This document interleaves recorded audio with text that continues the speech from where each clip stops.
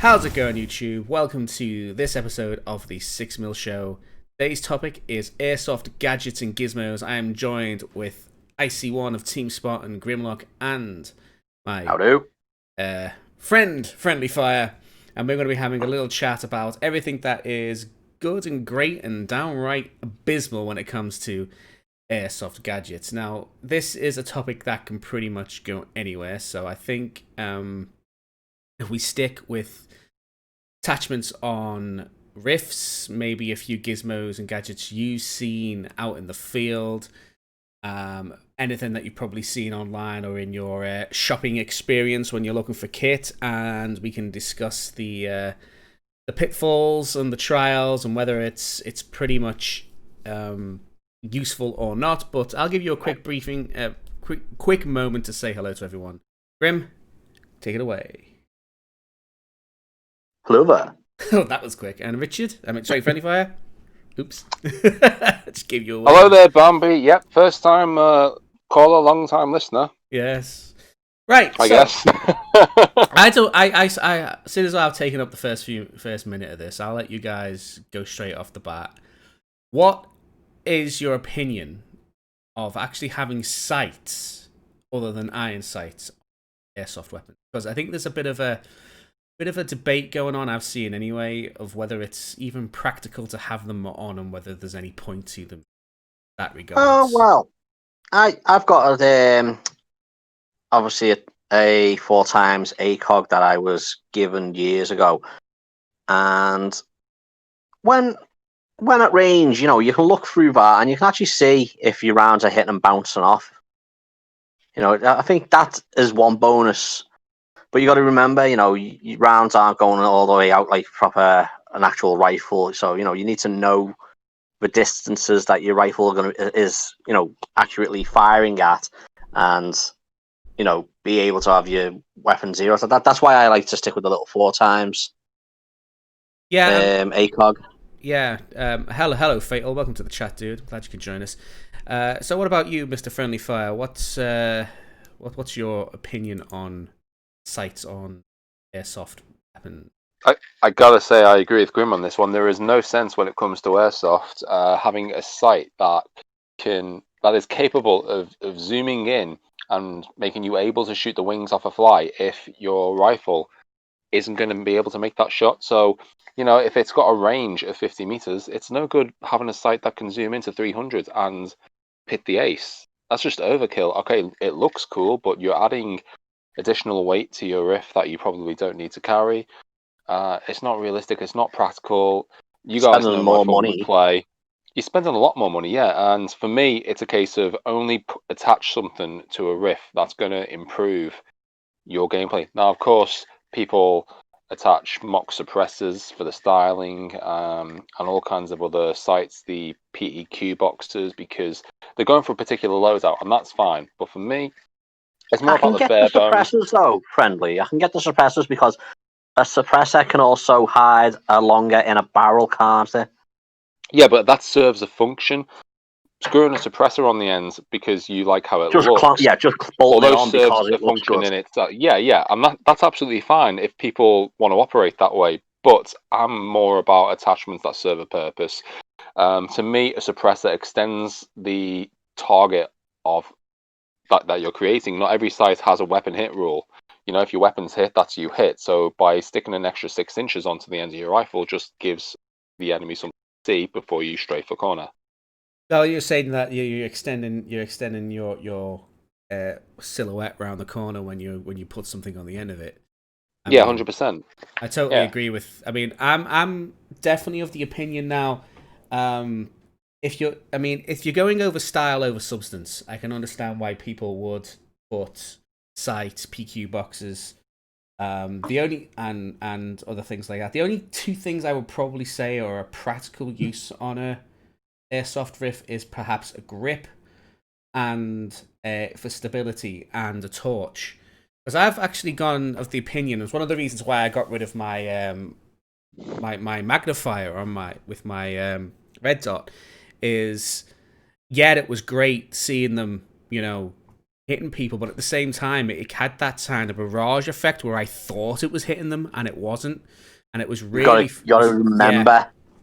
You got to yeah, remember, and you've got to be able to see the rounds yeah, hitting. because Otherwise, there's no point. with a magnified sight, you see the round for longer, so you would instantly assume that you're still going to hit them, which isn't going to be the case. So I think when it comes to a riff, I'm starting to get the impression that maybe you don't need a sight on it, particularly in the places we play, which are confined with are small engagement areas, even in woodlands, and especially with CQB. All you really need is a decent tracer unit and a torch for the darker corners. And I don't even actually have a torch. You don't. I rely on you. You rely on me. He's over there! Ow! You see, torches, though, they bring a new element into it. I mean, of course, if you go into darker CQB areas, then a torch is going to illuminate your target and give you something to shoot at, but also it's going to create a target for the enemy. So I've got a night game coming up this week at South Coast CQB, and gates open at 6 o'clock. Guys, take a look out the window now. I mean, at 6 o'clock, it was already dark. It's 10 past 7. The safety brief starts at 6:45. We're going to be operating in a really dark and close space. Maybe if it's a clear night, we'll have a bit of moonlight, we'll have some stars, but a lot of people are going to be running around with a lot of torches and a lot of tracers. You'll get the smart people camping out in certain buildings, keeping the lights off and keeping their heads down, waiting for the enemy to come to them. Got to remember, tracers work both ways. Yes, they Absolutely. do. I mean, would you consider like maybe using a little head torch with the red light rather than an actual full beam white light as well? I mean, unless you're filming wildlife, a red light isn't really going to do all that much. Red lights, particularly in military use, and Grim, I'm hoping you're going to back me up on this one. Yeah. Is sufficient when you're map reading undercover. So if you throw if you throw a jacket over yourself or a field shirt and you're trying to read a map, a red light is going to suppress any sort of ambient glow from underneath whilst you check a map. Obviously, when you're moving in night, does not eliminate your natural night vision.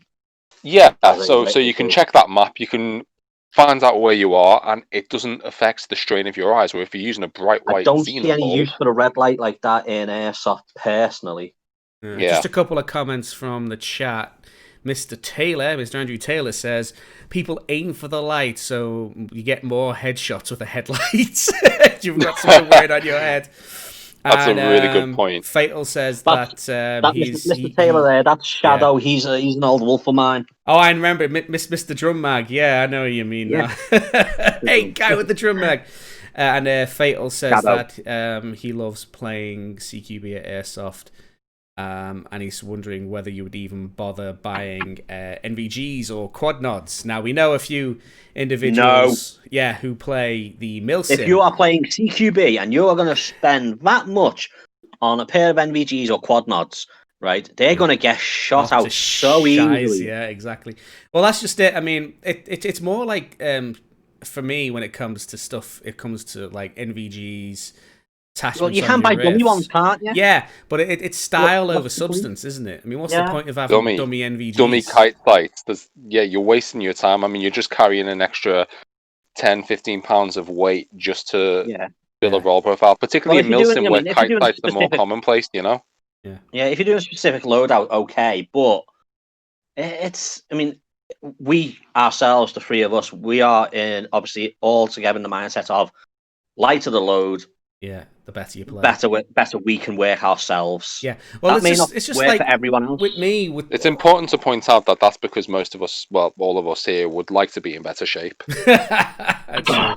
Well, with me, I mean, it's one of the reasons why I got rid of my fast helmet. It was just clunky and impractical, and it felt really awkward, and that's why I went to baseball caps. And I super agree with you. I felt the same way. I thought, okay, this looks good, and for pictures, it really does complete the look. It wasn't until I took out all of that inner padding that I thought, actually, this has become comfortable, and I can wear it. Because the worst thing about a fast attachment helmet is the tension headaches that you can get, particularly if you start adding weight on top of that. GoPros, faux kite sights, additional counterbalancers. Yeah, then I mean, that's you've got you're gonna have a Those bad time. helmets get to be as much as a problem as a blank rail on an M4 or AK, for example. Yeah. You've got all that real estate, and people are like, "Ooh, I've got to fill it." You don't have Yeah. to. I Real mean, estate, I like I'd that. say fill it with some covers. and I've noticed, like when I've had the big stuff on the riffs, like especially in woodland, and you've got like these thin spindly branches, you get caught to buggery. Your kit Yeah, you gets do get caught, snagged a lot. your weapon your riff gets caught, and it's just the whole stealth element goes out the window because you just hear someone in the corner going, fucking come on, I can't move. Yeah, how many times have we done it ourselves? Yeah, exactly. So I think I'm definitely of the opinion now that lighten the load on kit and lighten the load on riffs. But as I'm pointing out, I said it's all about style over substance. And when it comes to the milsims, I think that perhaps maybe people go a little over the top. As Fatal pointed out, the night vision can get very expensive. When we do know people who've paid for real steel, Several grands on a kit. Yeah, of course. If you're going to commit to regular milsims, though, you see that as an investment worth making, and there's nothing wrong with how you spend your money if you're going to use it. Yeah, I mean the milsims are like, you know, the whole experience, the 24 hours, the overnight stay. You can get that by joining the army and get paid to do the it. ration packs, exactly. That is true, actually. That is true. Yeah. I mean, did anyone see that? The link I put up, and it was the Marine, US Marine sat there in the absolute bucket and rain, and it was just what was is it the REM song? All around me is familiar faces. No, I haven't seen it. The sad song, like, and he's just sat there like really miserable. And I just sat there and I thought, me and my mate, when I was back in, I was messaging and went, "Dude, does this bring up memories?" He's like, "Oh God, don't." But can you imagine paying for that experience and then deciding, well, actually, I'm getting too cold and too wet just to sling a bit of plastic at another adult who hasn't quite grown up yet? Yeah, I mean, maybe it's time to jump in the car, turn the heaters on, and have a burger or something. Well, it's like the experience, you know, like you pay for all your kit, you look alley as fuck, and then you. Well, I went to that milsim, didn't I? Where I nearly bloody killed myself. Yeah, you get injured, or you look alley as fuck, and you get done in by a guy who's got a cheap Seamer AK. Whilst I was there, Beast packed it in halfway through the first night. We didn't see him the next day. He was just sat in my car asleep. Well, that's just like, it. yeah, I can't be bothered I now. mean, you could have all the gadgets in the world, whether you're doing a skirmish or a milsim, but someone with a cheap Seamer AK can still light you up and make your life a misery. In that instance, it's more about morale. It's more about what you've gone there to do. I mean, if you tip up to a milsim on your billy, you know, depending on how sociable you are and how quick you gel with other people, yeah, you might have a great time, sure, but you might also be more easily negged out. If you tip up with 5 or 6 of your mates, you know, you're on the same team, you alley up. Tend to go in groups as well. Absolutely, and you're going to have a much better time of it because the misery is either shared or the experiences. Either way. Yeah. He finds the best from that. Like, okay, you might be having a shit time, but your 5, you know, comrades in arms are having a great time, and kind of perk you up, you know. Yeah, well, Fatal's just said that if you have an AK-47, why would you want to make it bigger by putting a suppressor on the end of it? Well, that's what happens when you get an AK-74. Yeah, so like my hat, that's my G&G 74 sitting in the corner here. All right, so I think we've done it. I think we've done weapons attachments to pretty substantially. Let's talk about actual gadgets. Before we move on, go on. Right, PQ boxes. Yes. Right now, it's just one thing. Is like, okay, yes, we can have ones which actually have the torch in. Now, some of them are like a battery holder, and obviously some of these M4s are front wired. So we're looking at as well. Sometimes it may be a necessity to have that attachment. Yeah, I mean, I mean, some of them are just battery boxes as well, aren't they, for front wide riffs? Personally, I think that's a bit beyond my technical understanding, but I get it. I used to have to put a PQ box on my old ICS M4 because it was front wired. Yeah. I got a specific rail system which allowed me to put a small battery inside rail system, which had part of it hollowed out, so it sit just above the barrel. Unfortunately, it doesn't sit all that well in the ICS Delta grip, not the Right. Delta ring. Also, before we move on, can I just bring out a point to? Yeah, I think have we lost connection? Have we lost friendly? You probably pop back in a sec. I'm back, and Go you on. hear There me? he Yeah, is. How go much on, of that say. did you What were miss? you about to say? I was about to say, Bambi, you remember how I played at one of our first sort of venues? I'd take a torch off, pop it in the corner. People would come in and just start slinging plastic towards it. Yeah. Great yeah. diversion tactic. Yeah, I've seen a couple of sites say if you are going to operate with a torch, it must stay attached to your person at all I times. think that was probably why they said that, because people were doing it. Yeah, but do you think that's reasonable? Because glow sticks seem to be all right. It's an expensive accessory to just to sort of toss and throw away, at maybe £2 or £3 a pop. But you can use it to light the way and sort of light up your enemy as they approach. Yeah, Fatal. Yeah, I that think. doesn't I seem to think be an in, issue. I think an RPG 7 and A10 Warhog might be a little bit over the sight FPS though, mate. I think you won't be allowed to use them on game days. To be fair, however, Give 'em a you chance, I can reckon. get RPGs as gadgets that fire muscats and fire master mics as well, and tag rounds. So they are available, which is pretty But cool. do you want to carry? I mean, that again, then down to the novelty. It's like if I were to do my Vietnam loadout, then the novelty that is, I don't have an underslung grenade launcher that's built into my primary. I have to then unsling my M79 fun pack. Yeah, I mean you've got your little Again, double, it's your not double barrel oh yeah, I mean double barrel grenade thunder launcher pistol. and your thunder pistol, and you've actually got an M320 203. barrel 203 launcher, haven't you, as well? M32. M32, that's it, yeah. And Which the is which M203 looks underslung great, bit. but might not necessarily be practical. And if you remember, when we played at a local woodland site that was ran by some friends of ours, the not the Moscats, the M320 BB launchers aren't exactly very practical at range. And you remember, if you saw a guy called Mustang, he'd think he was awesome by firing up in the air and raining BBs down over an objective, and you just looked at him and went, "What the feck are you doing? How does that count?" But then you've got like the really expensive stuff, your tag rounds and your tag grenades, which are really, really cool, but incredibly expensive. And you're just thinking to yourself, once again, you're only going to be engaging people at 10, 20, 30 meters. Well, what about when we went to the jail? The last time we went to jail, and someone had a tag launcher, and it wasn't even ranging us, was it? The rounds were just rolling along the floor in front of us, because they had those soft rubber rounds. Yeah. I was like, what? Are we meant to run from that? What? Is it just classed as a giant BB? Well, Can I pick it up and throw it back? It's like the light grenades that you can get as well, isn't it? You're like, what are the rules? You've seen that. I've seen videos of them. For when kids are playing, you got the low impact stuff with the light grenades, and it's bad enough trying to determine if you get hit by a reusable, never mind a freaking light grenade that goes off next to you, so and doesn't actually go bang. So are we talking like a grenade that actually just flashes on light? Yeah, you press a button and after a few seconds it flashes like a strobe or something. Okay, yeah, so if it goes off behind you, then you could be oblivious. Yeah, you might not be able to see it exactly. Yeah. Go, sorry. Yeah, in the daylight, probably not.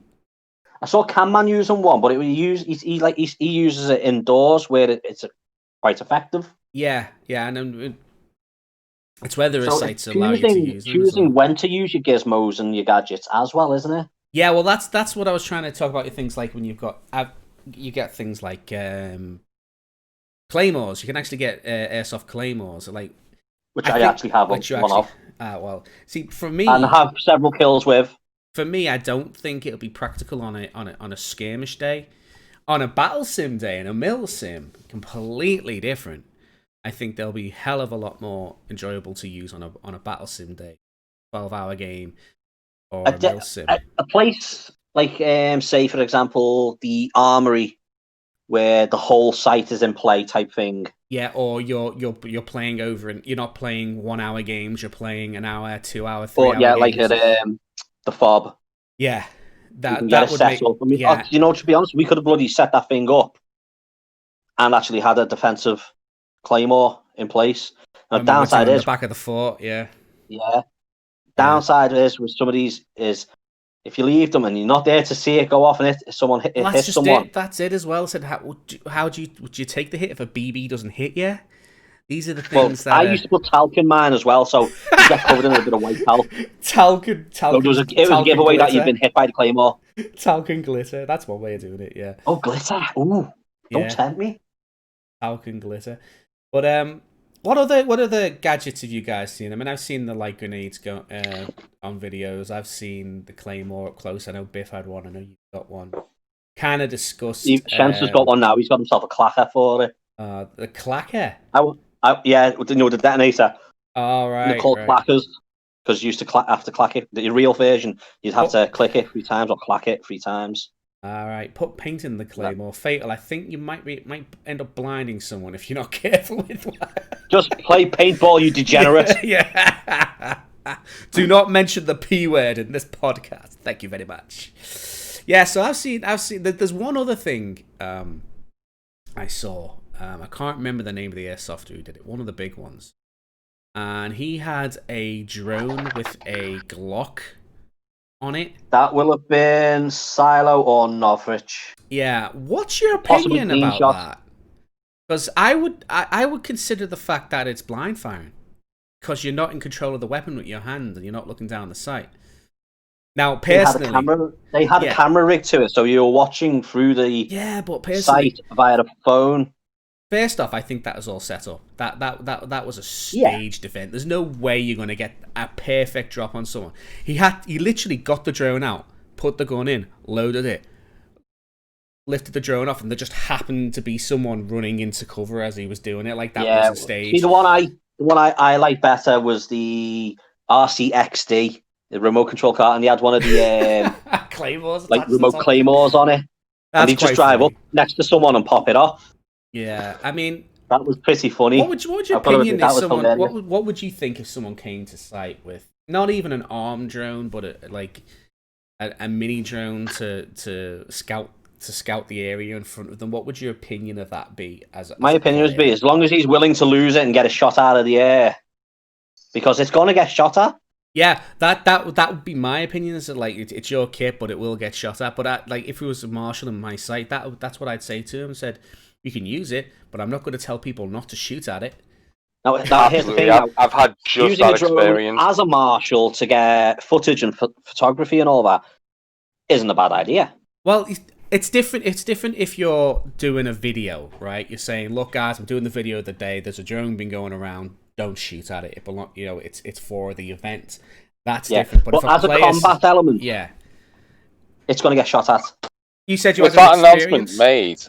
It's completely viable that okay, we now know what this drone is, but if it's not made at the beginning of the game or during the brief, you're going to assume that it's someone from the other team. It may very well be someone on your team, unless you're informed of it. You're going to take shots at it because someone was willing to bring that into the arena. It's like, okay, free target practice. Let's see if I can inconvenience this person by bringing a drone down. What fun! It needs to be declared before as part of someone's kit.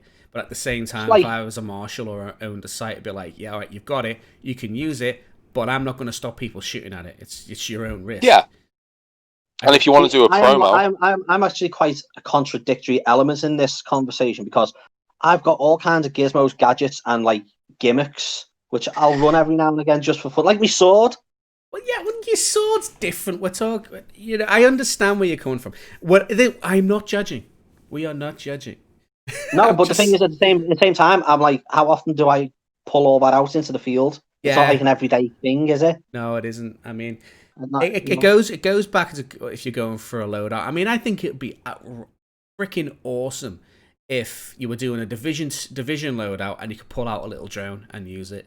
That would be really cool. But at the same time, I don't want to lose my drone. You know what I mean? I mean, there's people. I mean, I've seen videos where guys have little like rubberized mini cameras that they stick on corners to watch around the corner. You keep thinking, and I think to myself, yeah, that's awesome. Where But did he get the money for all that? yeah, Yeah, but it's not like, no. Even if you go for the cheap option, you're breaking out your phone so you can monitor that camera. yeah, Hands And off your weapon. yeah, that's also kind of where you risk losing your phone if it gets shot out. If you're carrying it on your wrist into your kit. I mean, how many times have you thrown a reusable grenade, forgotten where you've, thrown it, carried on playing, and then gone like, right, where did it land again? Yeah. Imagine doing that with little mini cameras as well. God. And then there's on top of that, it's always the possibility of someone going, "Ooh, look at this little camera, yoink." Yeah, yeah. I mean, there is always that issue. I mean, there's even the odd occasion where a player will go, "Oh, that belongs to someone. I'll keep hold of it and give it to them later when they ask for it." Like it happens with grenades all the time. You know where you've thrown it. You go back and look for it and saying, "Where's it gone?" And someone's gone, Well, yeah, "Oh, here you go." We've done that ourselves. I've seen you leave your Lavoa laying in one place. And I'm like, well, that's too much. That's a lot bit of an expensive bit of kit to be lying around. Yeah. I'll pick that up and I'll go put it in somewhere at the safe zone or whatever. Mm-hmm. And then I've gone back to look for it and gone, "Where's my gun?" I mean, it could dropping terrible moment. You think, oh damn. I mean, I'm gonna have to go around and accuse everyone. Yeah, one of the more practical things we use is comms, which we've only finally just got working after nearly 2 years using them. But there's a practicality side of whether you bother using them as well in certain situations. Well, we didn't bother using them for a good 6 to 8 months or more. It also depends on how you're using them. Are you using them to advance? Are you using them in terms of tactics, or are you using them just to call somebody lazy and get out of the bushes and contact the enemy? Yeah, that's true. I mean, the amount of unruly noises we've had down the commons over the past couple of years. Oh God, yeah. Just can't all the stuff of nightmares. But yeah, I mean, at the end of the order pizzas. No Shadow. We can't order pizzas. Although we did get interference from another Airsoft site when we were playing at West Midlands Airsoft. and they were having a right go of us saying that we were on their channel, which was quite funny. Yeah. I suppose it all works down to, whether or not it's something you enjoy using. I suppose whether you find it's practical, it doesn't feel bulky. I enjoy actually using the comms, and we had a fantastic day with comms. Yeah. At West Mid. Well, the thing is, for every great day we're using comms, how many other days do we have nightmares with comms? Yeah, exactly. I mean, I'm not just talking about comms. I'm talking about gadgets and gizmos all together. Yeah. You know what I mean? If you enjoy using them. Maverick, BA. Sorry, I was going to say, it seems like the moral of gadgets and gizmos is technology is great when it works. Yeah, there is that. It's that, are you going to... It's the investment to pay off kind of risk rewards process, isn't it? It's like, okay, do I want to spend 50 quid awesome on a tap light for me? Yeah, a tap torch when I play Woodland more often than CQB. That's it. Or you could spend $1,000 on a drone or £50 on a selfie drone and have just as much fun dicking about with your friends. I mean, that's the point. I mean, this is a topic that is very, very subjective to the person who. I mean, we've come to probably consensus between the three of us, although there are other people in our team who like the sights and the stuff all over their well, yeah, we like we've got a bloody unicorn, a sparkly unicorn car. Yeah, that's true. Now, hold up. What about that unicorn is not tactical? I never said anything about it not being practical. I'm just saying, I'm going to interpret the silence as absolutely nothing. It's perfect. I know. I agree with you there. There was absolutely nothing. That was. I mean, about it, except it is the most dangerous, fearsome of the mythical beasts. That's why Remy have it on their freaking cat badge. I thought it was because they were all gay.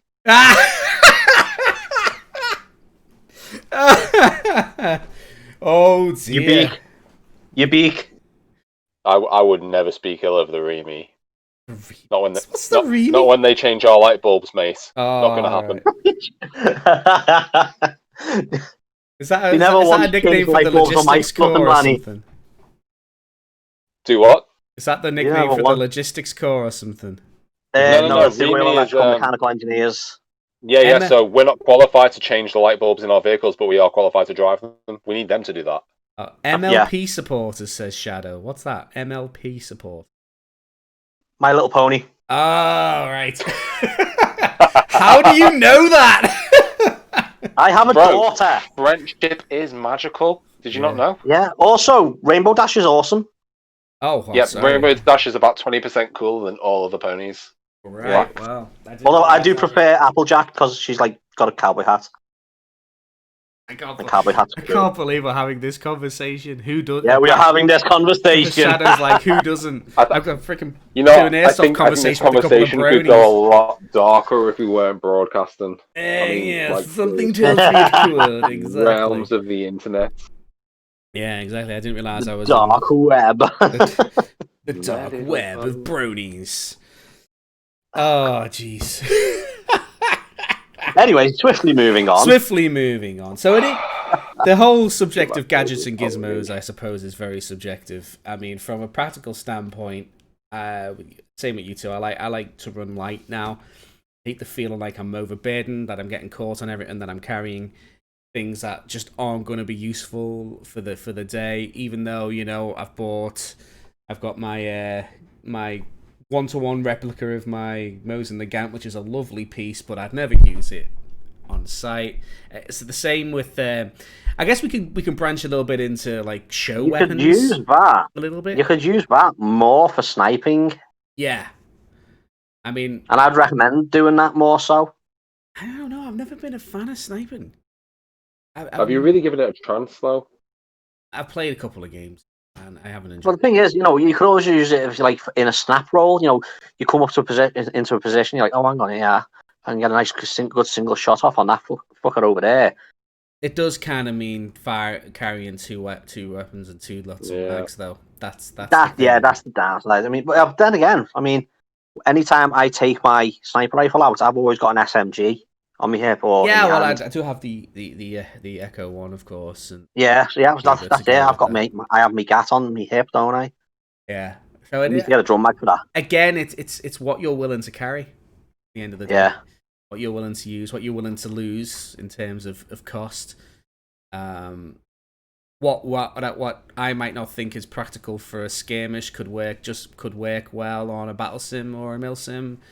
And you know, it's not worth hauling a sleeping bag and a 72-hour MRE kit to a skirmish day. So you know, but that's the thing. You know, I mean, you don't need when you mill something, you're not carrying all that out there in the daytime. I mean, not unless you are planning on actually sleeping in game type thing. Yeah. I mean, it's very rare that you'll see.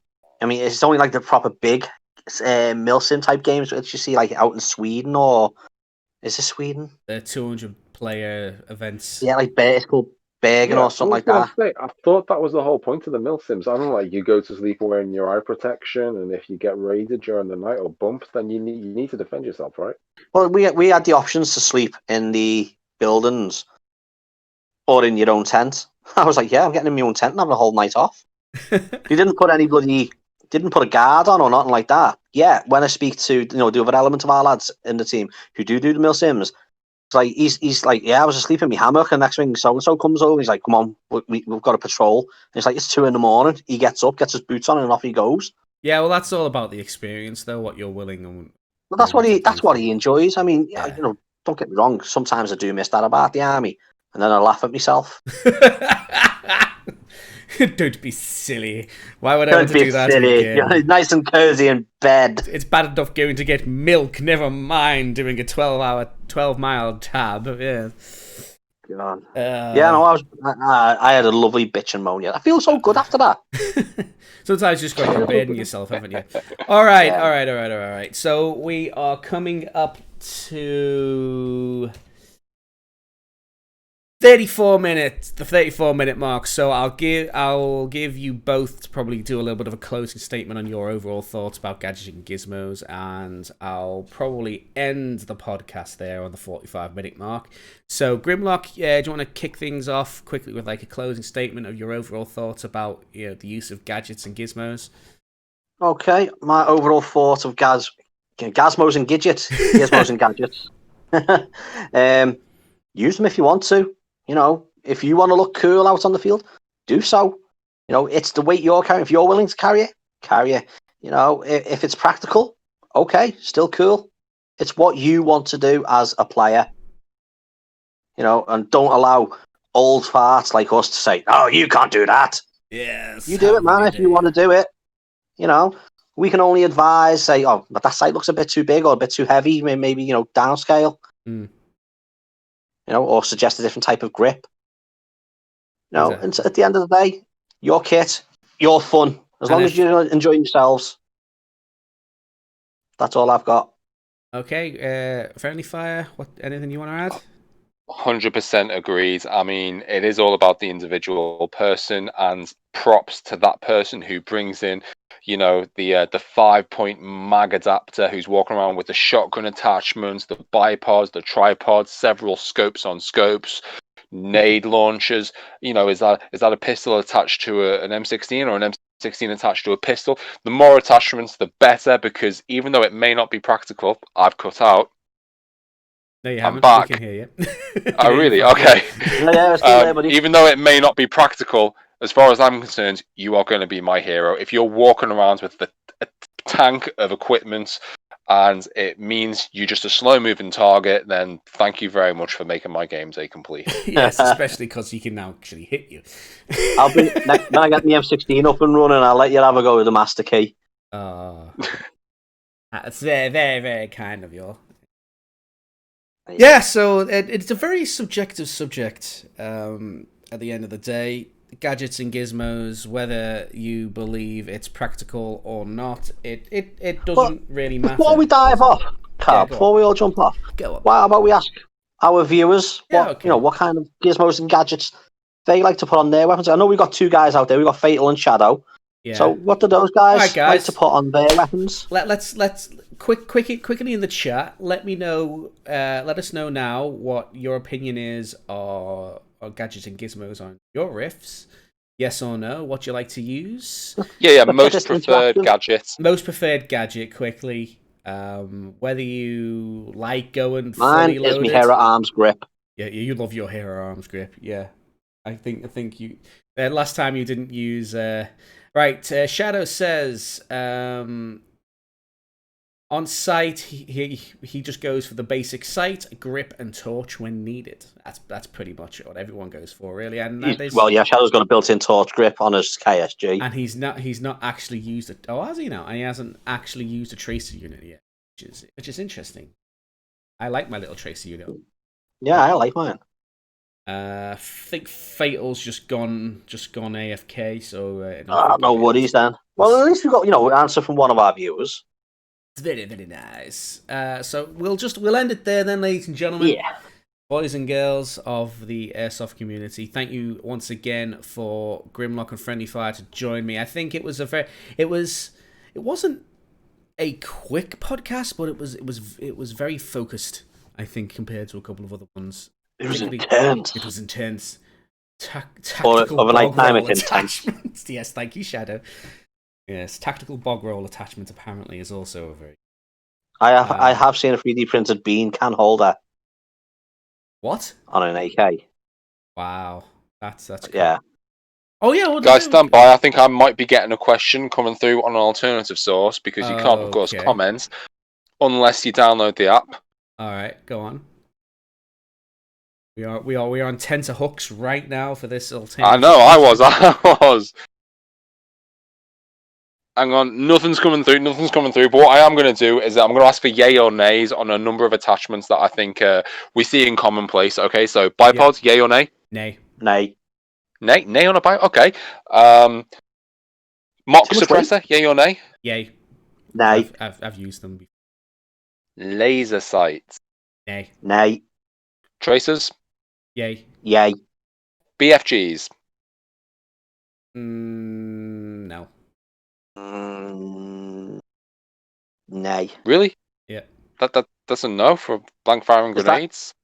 Hang on, That including the likes of our tectonics and that. Yeah, you're talking about exactly. Yeah, Yeah. In that case, yay. So That's got to be a stands up. Yay. Okay, I thought so you smoke meant grenades. Muscat or something on that. Smoke, yay. Yay. Okay, no. If we're talking rocking about with Muscats, yeah. Okay, so 203 launchers. Yay. Yay. Okay. Pistol grenades. Nay. Nay. I've got some, but I don't use them often because I've always got an underslung. That's kind of the thing, isn't it? It's like that's what you go to first. I like my quick if I don't have an underslung, then I'll use a pistol grenade. Yeah, but for a £50 riff, then I like that's using not my too quick bad to try out if you like as it. well, so they're not very practical for me. Okay, questions finally come through. Okay. What should be the ideal overall weight you should be carrying? Well, whatever you're comfortable with. Whatever you're comfortable with. I mean, there you go. Your gadgets and gizmos account for what you're comfortable with. Yeah. I mean, what it is as long as you're able to keep yourself hydrated and not run yourself down. I was going to say you've got to be physically capable of doing it as well. Yeah.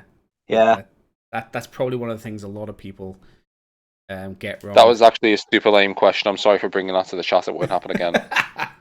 All right. Have you got any more gadgets to say yeah and nay to? What are they laughing PQ box. If it's a torch, yay. Yeah, if it's functional, yeah, maybe, yeah. Battery box. Claymore. Situational. Situational, yeah.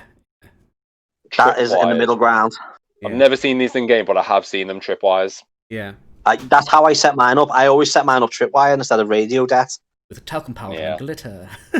I actually need to. I need to get some more fishing wire. Actually. As long as you don't do a head height, you'll be okay.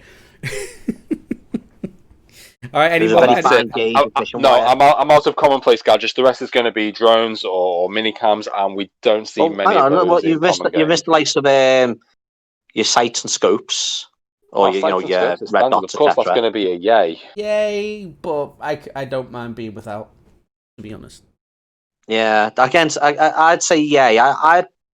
It's very rare in a woodland skirmish that I do not have some form of scope or like ACOG. CQB, don't bother. Yeah, I don't bother with this. Vertical grips or angled grips, yay. They do help with stability. Yeah. Rail covers.